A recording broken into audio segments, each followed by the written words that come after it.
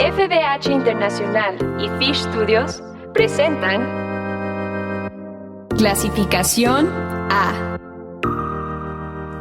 Hola, ¿cómo están? Bienvenidos a Clasificación A. Mi nombre es Natán Díaz y queremos dar la bienvenida a todos los que nos acompañan en diferentes emisoras alrededor del mundo y también a través del podcast. Gracias por acompañarnos nuevamente. Hoy empezamos una serie de programas con un invitado especial que ya hemos tenido en el programa antes, Aaron Gibson. ¿Cómo estás, Aaron? Hola, Natán. Muy bien, gracias. Bienvenido otra vez al programa. Gracias, amigo. La última vez que grabamos aquí estábamos en Coajimalpa, estabas en el estudio, estábamos grabando juntos. Ahorita estás hasta Texas. Cuéntanos un poquito de lo que están haciendo ahorita en tu ministerio. Pues Dios en su providencia nos ha traído al sur de Texas, aquí pegado a la frontera de México.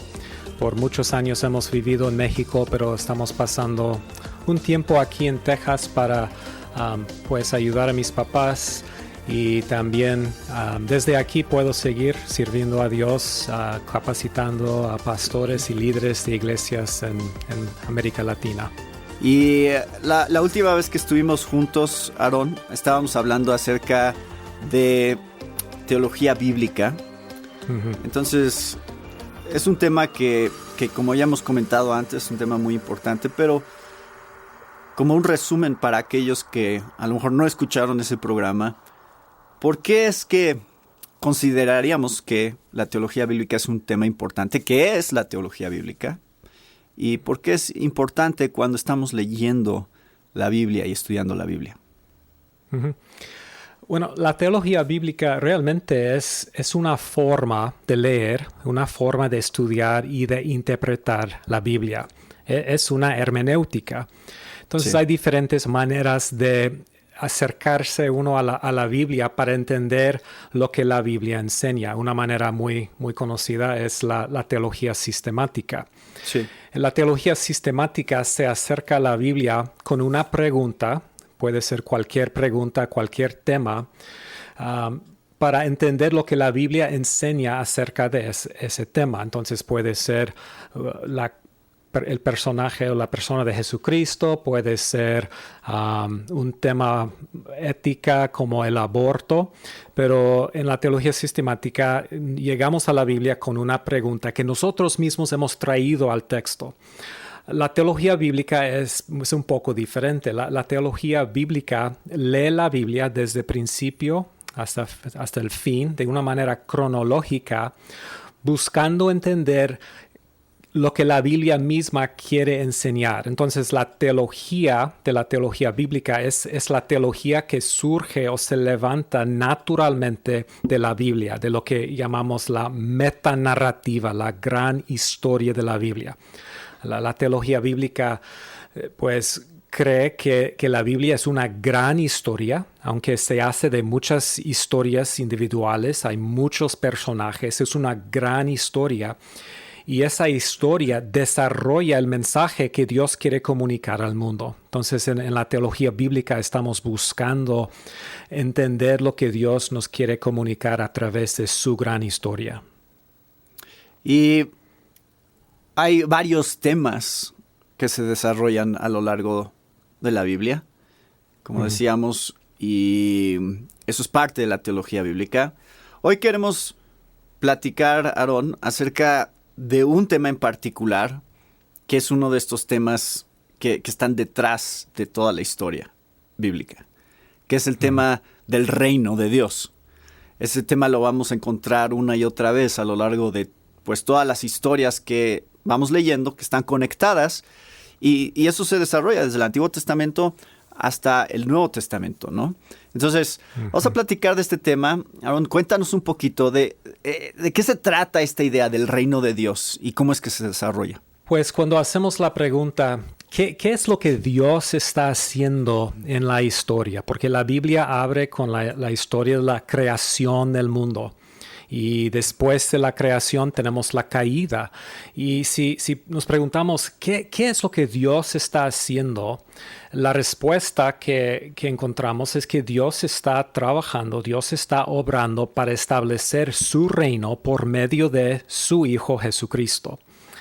Entonces, como dices, hay muchos hilos, muchos temas que encontramos en los primeros capítulos de la Biblia que se pueden seguir a través de esa gran metanarrativa, pero yo personalmente creo que el tema principal es el establecimiento del reino de Dios por medio de Jesucristo. Y entonces, ¿cómo lo vemos siendo desarrollado? Si abrimos nuestras Biblias en Génesis y empezamos a leer esta historia, ¿cómo vamos a encontrar esta idea del reino de Dios? Entonces yo creo que podemos ver el reino de Dios en una forma, digamos, una forma seminal, como una semilla. O sea, no es el árbol completo, no es la revelación completa, pero en una forma seminal en los primeros 2 capítulos de la Biblia. Si me pregunto, ¿qué es un reino?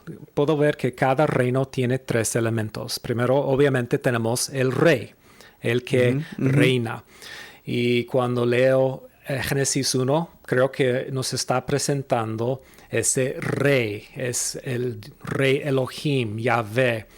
Es interesante que los salmos que hacen referencia a la creación del mundo muchas veces conectan la identidad de Dios como rey con el hecho de su creación. Por ejemplo, Salmo 95 dice: el Señor es Dios grande, un gran rey sobre los dioses. En sus manos sostiene las profundidades de la tierra y las montañas más imponentes. El mar le pertenece, pues Él lo creó. Sus manos también formaron la tierra firme. Entonces, Dios es rey porque Él creó todo. Y el segundo elemento de cualquier reino es que tiene el rey un pueblo, los súbditos del reino.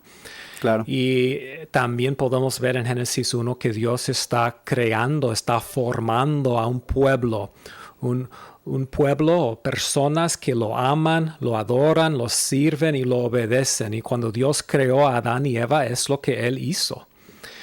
Algo interesante en Génesis 1 es que cuando Dios los crea, Dios les da unas responsabilidades. Él los hace a su imagen, que simplemente significa que ellos son como Él.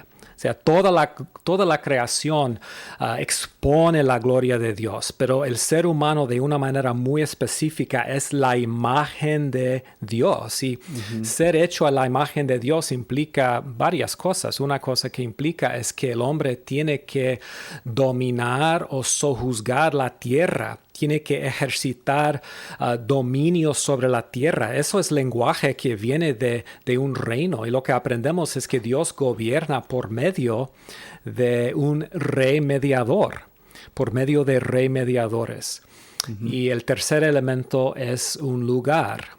Un tercer elemento del reino es que el rey gobierna sobre el pueblo en un lugar, y Dios crea y Dios forma en Génesis 2 el huerto de Edén, que es un paraíso, es un lugar perfecto donde el hombre puede vivir en la presencia del rey y servir al rey. Entonces, lo que es muy importante es esos 3 temas, ese enfoque nunca cambia en toda la Biblia. A través de la Biblia tenemos un refrán que se repite vez tras vez en momentos más importantes de la metanarrativa, donde Dios dice: yo seré su Dios, ellos serán mi pueblo y moraré entre ellos. Esos son los 3 elementos. Y aún en los últimos 2 capítulos de la Biblia regresamos a ese refrán, que es lo que Dios está haciendo en toda la Biblia. Y el tema que mencionabas de yo seré su Dios y ellos serán mi pueblo es exactamente tal cual. Vuelve a aparecer en el estado eterno en Apocalipsis, sí. Entonces, ¿qué otras ideas acerca del reino podemos encontrar, Aaron, a lo largo de la narrativa histórica?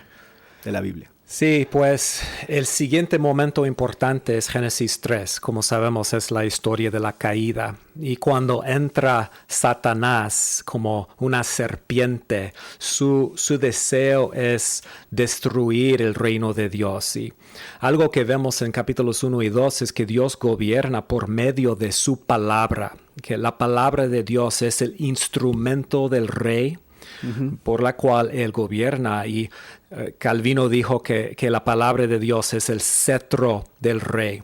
Entonces Satanás en Génesis 3 inmediatamente ataca la palabra de Dios, preguntándole a la mujer, ¿realmente ha dicho Dios eso? Y él destruye el reino de Dios o ataca el reino de Dios por medio de atacar la palabra de Dios. Y lo que Adán y Eva hacen en Génesis 3 es realmente increíble. Ellos escogen rechazar la palabra de Dios y fijarse en otra palabra, otro consejo, otra manera de pensar. Ellos siguen la palabra de la serpiente y al final de cuentas, lo que ellos escogen es la autonomía. Satanás les ha dicho, ustedes pueden ser como Dios. Ustedes no necesitan a Dios, no necesitan su palabra. Entonces, la autonomía es la autorregla. Ellos quieren quitar a Dios de su trono. Y en ese momento ellos caen de su posición como los virreyes, los reyes representantes de la tierra. Y en ese momento, en Génesis 3, Dios hace algo increíble. En medio de una maldición, Dios les da una promesa, que es Génesis 3:15. Y en Génesis 3:15 Dios promete levantar de la mujer una simiente, un personaje que un día se levantará y que aplastará la cabeza de la serpiente. Entonces ese personaje vendrá para hacer lo que el primer rey Adán no pudo hacer. Él va a venir y él va a conquistar la serpiente. Y entonces en realidad el resto de la historia es la historia de lo que Dios está haciendo para levantar esa simiente, ese descendiente prometido que va a venir para restablecer el reino de Dios y destruir al enemigo de Dios.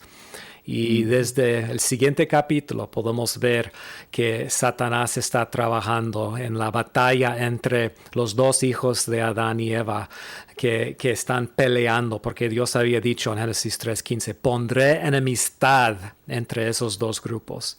Pero a lo largo de la historia es lo que Dios está haciendo, obrando para levantar esa simiente y establecer su reino. Entonces, podríamos decir, Aaron, que hay, el reino de Dios, en la narrativa bíblica está el reino de Dios y el reino de este mundo, dominado por Satanás, y que en esencia el pecado es cuando estamos independizándonos del reino de Dios o buscando esa independencia del reino de Dios.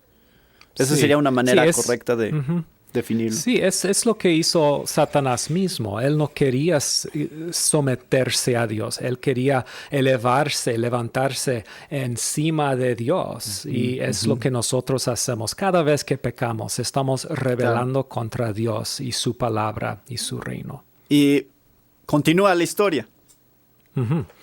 Pues entonces a través de la historia tenemos momentos importantes de revelación en los cuales Dios está avanzando su plan. Entonces en Génesis 12, 15, 17, 22, Dios establece un pacto con un hombre, Abraham, y ahí aprendemos que Dios va a establecer su reino por medio de este hombre Abraham y su descendencia. Por medio de este hombre Abraham, Dios va a levantar la simiente prometida, el descendiente prometido. Por medio de Abraham, Dios va a formar un pueblo, una gente que lo ama y lo sirve y lo obedece. Y Dios les va a dar un lugar, una tierra prometida. Entonces, por medio de Abraham y su descendencia, Dios va a restablecer su reino. Será Dios su pueblo en su lugar. Y mientras sigue la historia, Dios sigue añadiendo detalles a esa revelación. Otro momento importante se encuentra en Génesis 49, versículo 10, cuando Dios le dice a Jacob que va a levantar de uno de los 12 hijos de Jacob, que es Judá, va a levantar un rey futuro que vendrá y a él será la obediencia de las naciones. Entonces es más revelación sobre la identidad de ese rey futuro.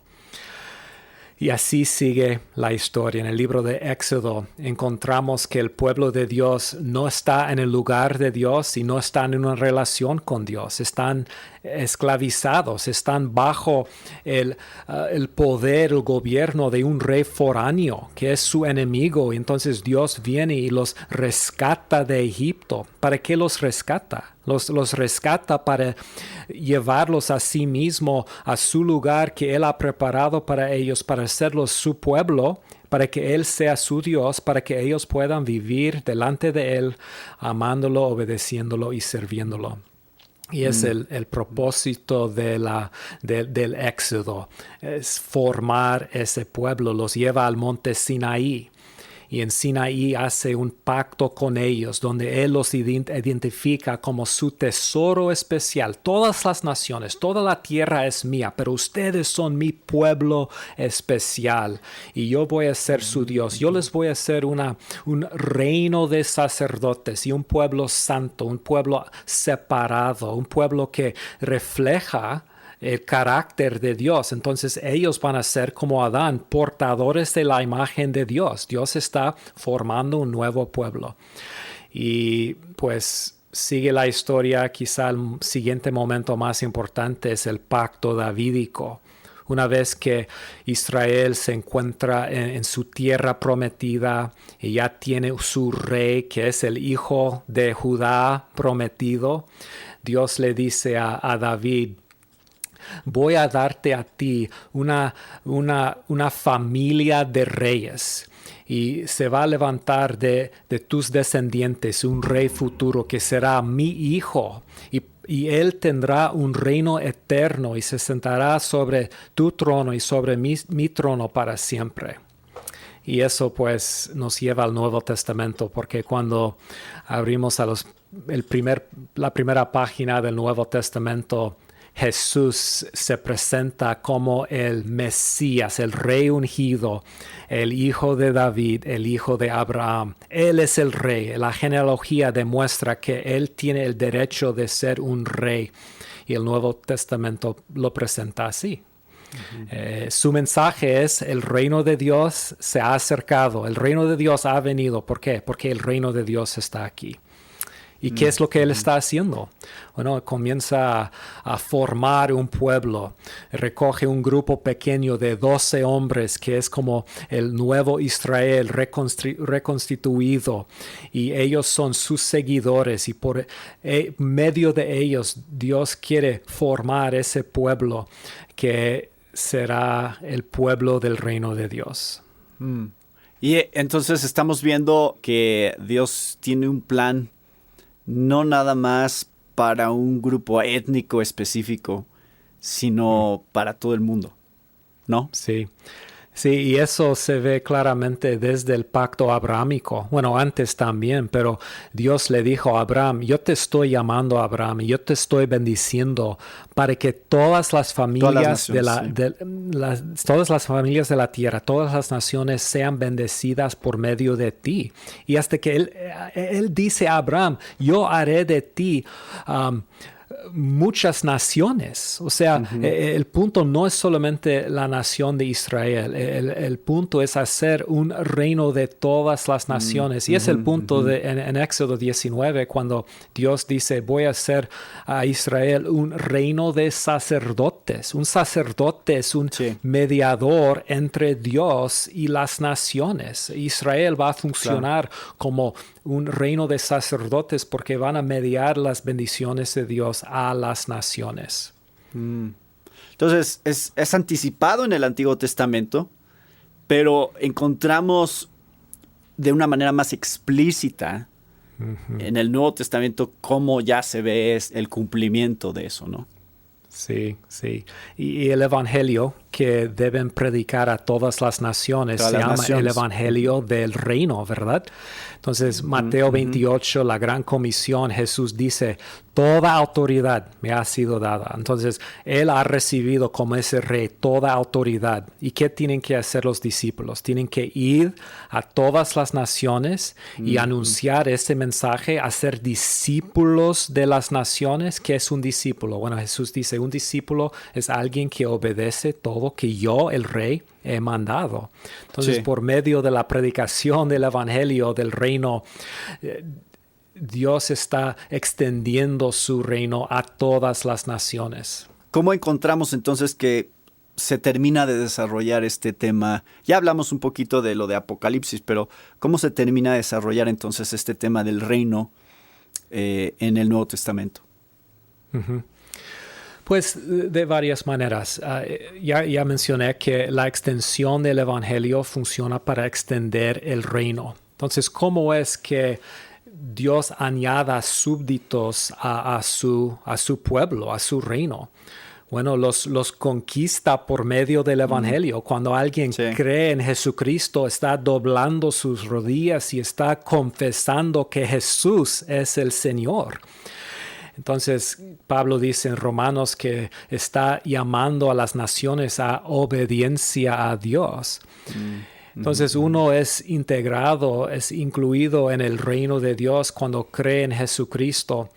Y a través de la predicación del Evangelio, la iglesia está siendo extendida y el reino de Dios está siendo extendido. Pero un tema muy importante en la teología del Nuevo Testamento es lo que a veces llamamos el ya y todavía no.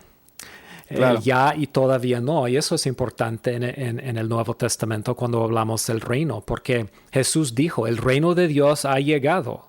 Y Él, cuando resucitó y se sentó a la diestra del Dios, a la diestra de Dios, tomó su lugar sobre su trono y está extendiendo su reino, pero todavía no hemos entrado en el cumplimiento final de ese reino. Eso se espera hasta la segunda venida.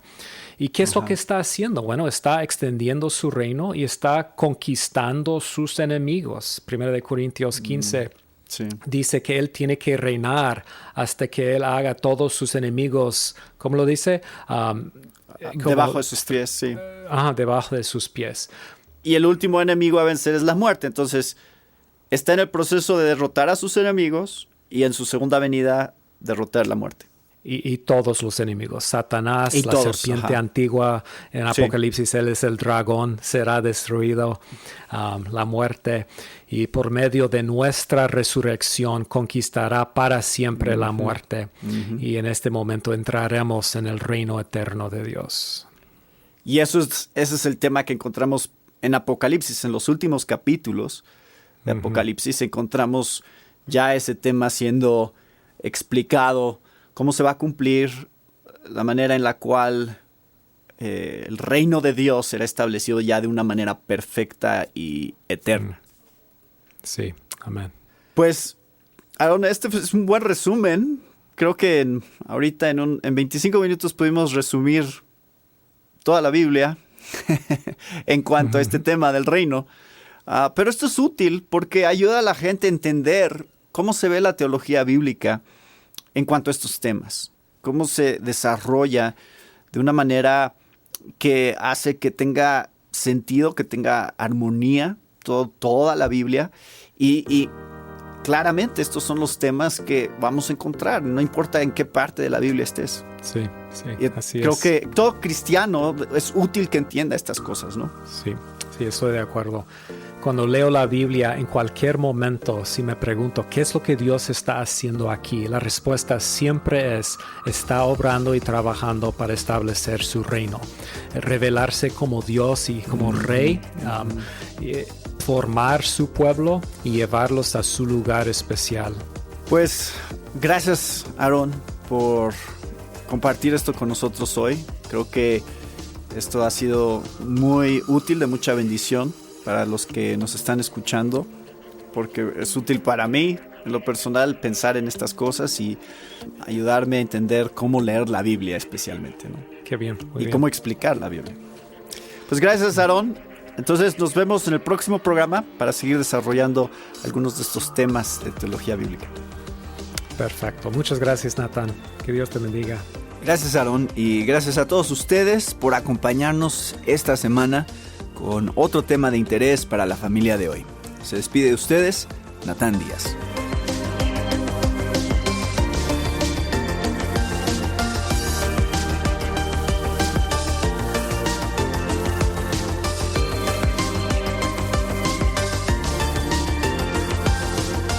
Esta fue una presentación de FBH Internacional y Fish Studios. Para más información, visita nuestra página www.clasificaciona.com.